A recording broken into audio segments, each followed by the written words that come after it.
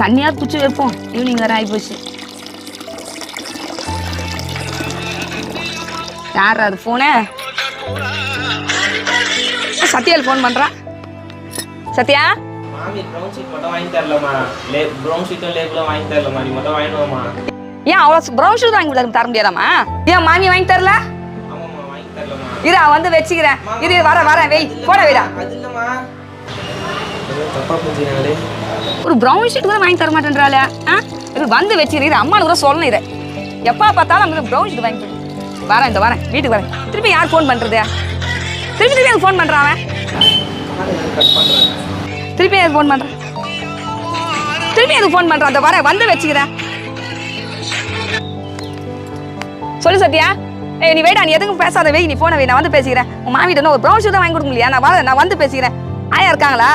நான் வரேன், நான் வீடு வரேன், நான் வந்து பேசுறேன்.